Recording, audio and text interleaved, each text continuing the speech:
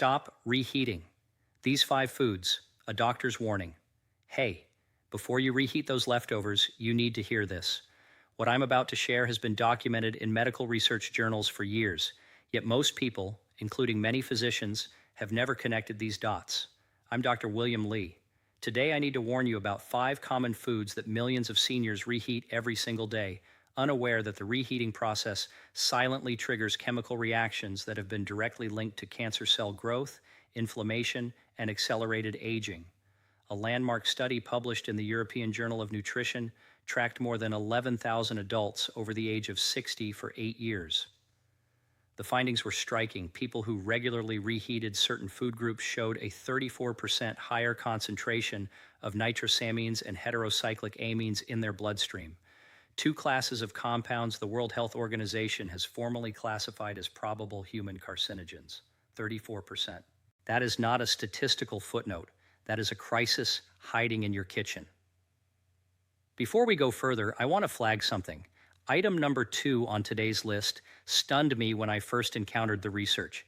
It's a food nearly every senior in America eats at least 3 times a week, something most people consider among the healthiest choices they can make. Stay with me until we get there. But first, I want to ask you something directly. Drop your age in the comments right now. Are you in your 60s, 70s, or 80s? Do you reheat your meals regularly? I read every comment on this channel. Your responses help me understand who I'm speaking with and what information serves you best. This community has grown into something truly meaningful because of you showing up every day wanting to live better. So tell me where you are, and let's work through this together. We're counting down from 5 to 1, ranked from concerning to critical. The further we climb, the more urgent the message. Number 5, rice. I know what you're thinking. Rice is harmless. It has been a dietary staple for billions of people across thousands of years. But here is what actually happens when you cook rice. Allow it to cool and then apply heat a second time. When cooked rice sits at room temperature, a spore-forming bacterium called Bacillus cereus begins multiplying at a rapid rate. Reheating kills the bacteria themselves, but it does not destroy the toxins they have already produced. Those toxins are heat stable. They survive the microwave. They survive the stovetop. Once inside your body, they trigger a cascade of gastrointestinal inflammation that in adults over 70 can be significantly more harmful than in younger individuals. Why are aging bodies more vulnerable? After age 65, the mucosal lining of the gut begins to thin, a process researchers at Johns Hopkins refer to as intestinal senescence. Think of your gut lining as a firewall on a computer. In a 30-year-old, that firewall is robust and aggressive. By 75, it has gaps. When bacterial toxins from reheated rice encounter a compromised gut lining, they pass more readily into the bloodstream, triggering what immunologists call systemic low-grade inflammation, the same underlying mechanism associated with colorectal cancer, cardiovascular disease, and cognitive decline. A study from the Food Standards Agency found that improper storage and reheating of rice contributed to over 66,000 food poisoning cases annually in the UK alone, with seniors disproportionately represented among the most severe outcomes. The practical solution is straightforward. Cook rice and eat it immediately. If you must store it, refrigerate it within 1 hour of cooking. Not 2, not 3, 1 hour. When reheating, add a splash of water, heat to a rolling steam, ensuring the internal temperature reaches at least 165 degrees Celsius throughout, and eat it right away. Never reheat rice a second time. Once is already pushing the boundary. Twice is where genuine risk begins.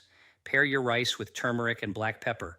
Curcumin, the active compound in turmeric, has been shown in research at MD Anderson Cancer Center to suppress the very inflammatory pathways these bacterial toxins activate. Together, they provide meaningful protective benefit. Number 4, chicken. This one is close to my heart because I have seen its consequences in clinical practice. Let me tell you about Margaret, a 72-year-old retired school teacher from Columbus, Ohio, who came to me with persistent fatigue, joint pain, and recurring digestive problems. She believed she was eating a disciplined, healthy diet, grilled chicken breast, vegetables, plenty of water. But she was batch cooking her chicken every Sunday and microwaving portions throughout the week. When we ran her inflammatory markers, her C-reactive protein, the key blood protein measuring systemic inflammation, was nearly 3 times the normal range for a woman her age. Here is the science behind what was happening. Chicken is rich in protein, which is excellent for health, but protein carries a chemical vulnerability. When you reheat chicken, particularly in a microwave, protein structures break down and reform into what biochemists call protein oxidation byproducts. More specifically, compounds called advanced glycation end products, or AGEs, form in measurably higher concentrations with each reheating cycle. Think of AGEs like rust forming on metal. Every time you apply high, uneven heat to already cooked protein, you accelerate that process. Once consumed, AGEs bind to receptors in the body that trigger inflammatory signaling. They are directly associated with accelerated cellular aging, arterial stiffening, and what researchers call tumor microenvironment promotion, meaning they create conditions where cancer cells are more likely to survive and expand. Research from the Mount Sinai School of Medicine found that people consuming diets high in AGEs had significantly elevated oxidative stress markers, with seniors demonstrating 40% reduced capacity to clear these compounds compared to younger adults. After age 70, the kidneys and liver, your two primary detoxification organs, function at reduced efficiency. What a 35-year-old eliminates in hours may remain in your system for days. If you love chicken, and you should, because lean protein is critical for preventing sarcopenia, the age-related muscle loss that diminishes independence, eat it fresh.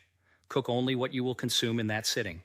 If reheating is necessary, use a low stovetop setting, add moisture, and never exceed 165 degrees. Pair your chicken with cruciferous vegetables like broccoli or Brussels sprouts. The sulforaphane in those vegetables activates a protein called NRF2, which essentially switches on your cellular defense system against oxidative damage. Margaret made these adjustments. Within 90 days, her C-reactive protein had dropped by 61%. She told me she felt as though she had reclaimed a decade of energy. Number 3, eggs. We're moving to a food most people consider practically indestructible, and one I want you to pay close attention to before we reach the top 2. Reheated eggs undergo one of the most chemically significant transformations of any commonly consumed food. When eggs are cooked and then reheated, the proteins, specifically the amino acid chains comprising albumin and ovalbumin, denature in a way that produces oxidized cholesterol compounds. Cholesterol itself is no longer considered the straightforward villain it once was. But oxidized cholesterol, cholesterol chemically altered by repeated heat exposure, is an entirely different matter. Research published in the Journal of Agricultural and Food Chemistry identified more than a dozen distinct oxysterol compounds in reheated eggs that are directly cytotoxic, meaning they are toxic to living cells, particularly the endothelial cells lining your blood vessels. After age 70, the cardiovascular system is already managing increased arterial rigidity. The last thing your blood vessels need is regular exposure to oxidized cholesterol compounds degrading their inner lining. Beyond cardiovascular risk, animal studies at the University of Illinois demonstrated that dietary oxysterols promoted tumor growth in colon tissue by suppressing a natural immune mechanism your body uses to detect and eliminate abnormal cells.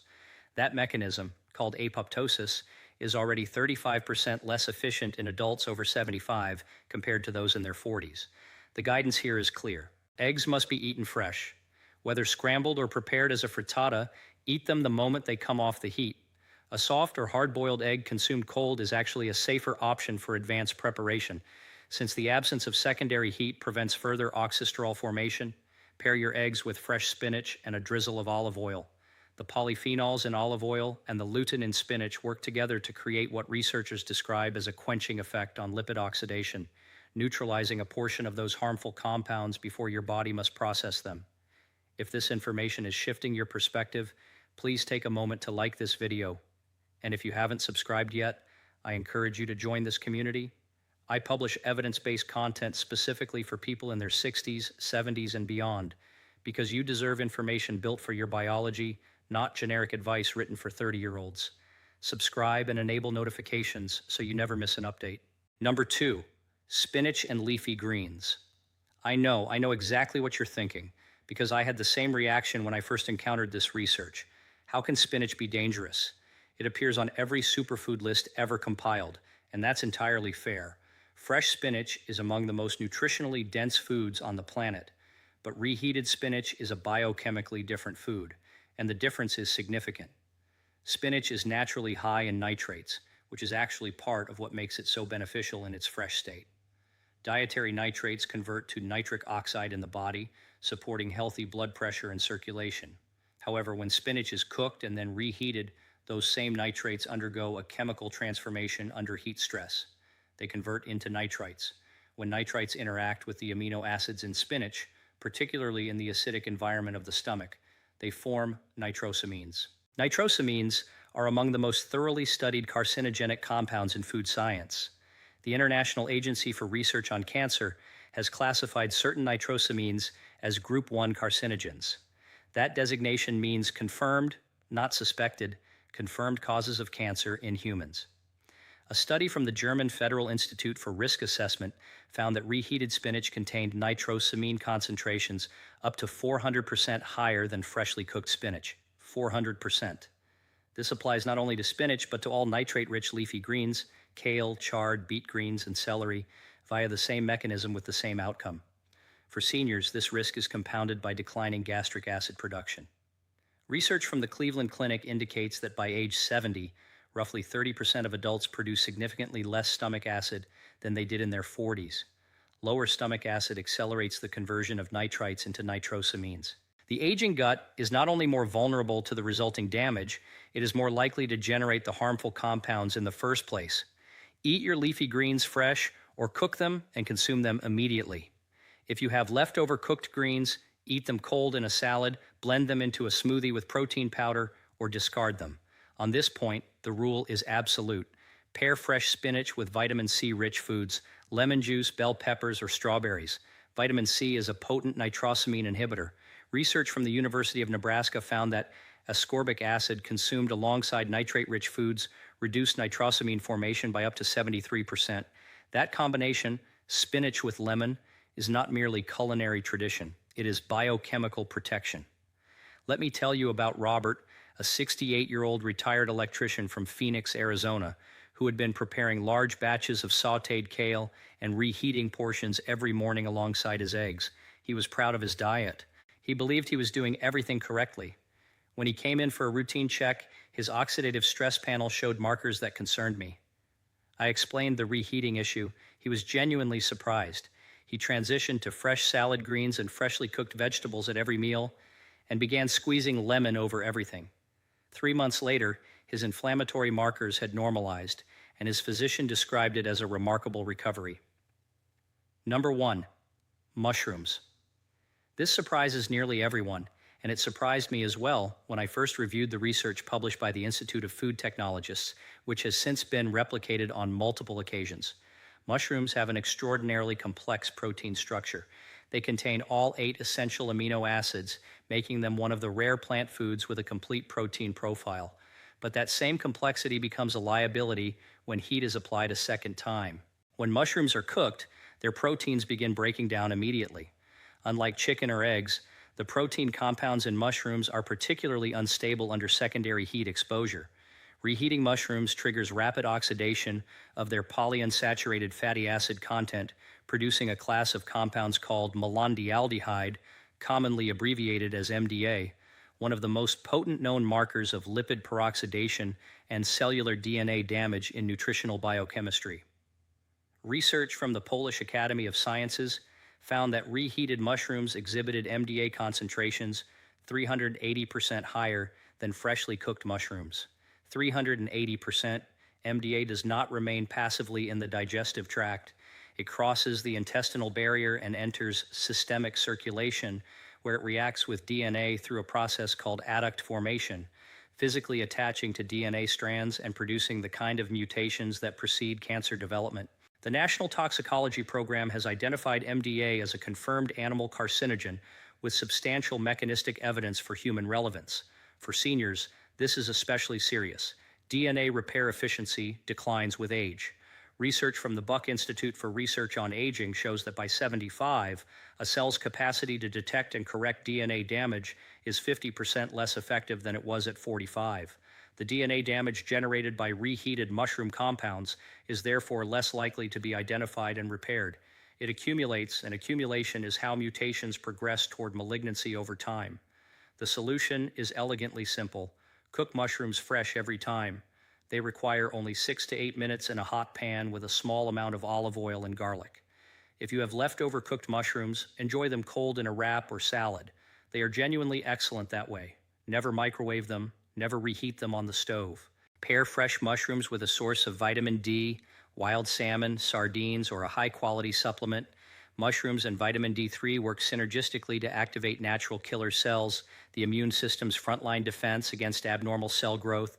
This pairing has been studied at the University of California, San Diego, and found to significantly enhance immune surveillance in adults over 65. Closing thoughts. Let me bring this home, because what we've discussed today isn't really about food. It's about the life you deserve to live. It's about remaining sharp, strong, mobile, and present for the people who matter to you. Every decision you make in that kitchen is either building your body up or quietly working against it. And the encouraging truth I have witnessed across 30 years of clinical practice is this: the body, even at 75, even at 80, retains a remarkable capacity to respond to the right inputs. Inflammatory markers drop, energy returns, mental clarity improves. It is never too late. I have watched patients in their late 70s reclaim vitality they assumed was permanently lost, simply by making more informed choices about what goes on their plate. You are not a passenger in this process. You are in control, and you now hold information that most people will never have. If you found this valuable, please subscribe and share it with someone you care about: a spouse, a sibling, a friend who reheats leftovers without a second thought. You may be offering them something genuinely important. Leave me a comment right now. Which of these 5 foods surprised you most? Was it the spinach, the mushrooms? Tell me, and include your age, because this conversation belongs to you. I'll be here reading every word. Take care of yourself. You are worth it.